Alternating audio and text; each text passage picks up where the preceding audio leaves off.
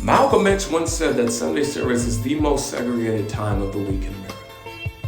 Why is this statement still relevant today?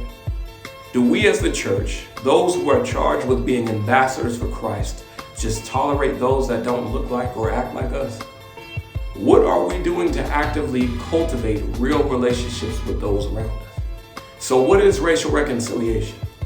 By basic definition, reconciliation is a restoration of relationship, coming together of sorts.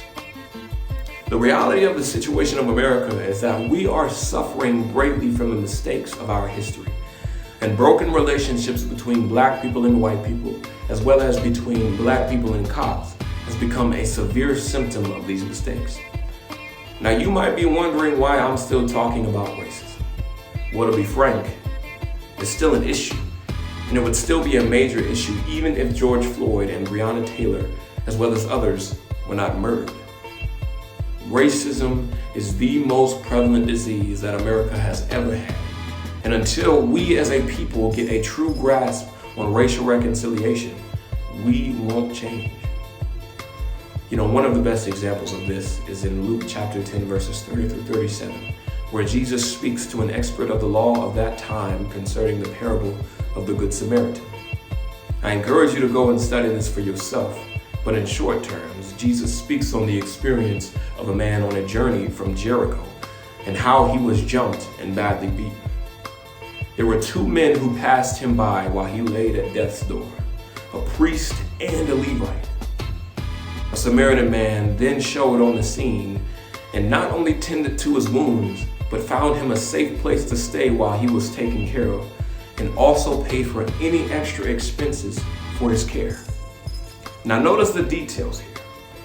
This man was going from Jerusalem, which implies that he probably was a Jewish man. Yet a Jewish priest and a Levite, which usually assisted the priests in their duties, both failed to assist that man. The crazy thing is that the Samaritan man did what was culturally unthinkable for this man. This was probably just a normal man, but he did something remarkable. He displayed one of the most simple yet powerful truths of Scripture. Love your neighbor. Now, church, the question is, are we acting as the priest and the Levite from the Good Samaritan story that passes by a hurting heart?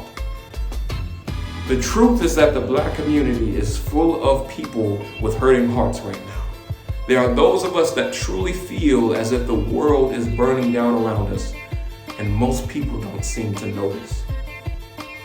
It's for this reason that I remind those of you that watch this video and call yourselves followers of the way, that we have an enormous calling on our lives to be ambassadors for Christ.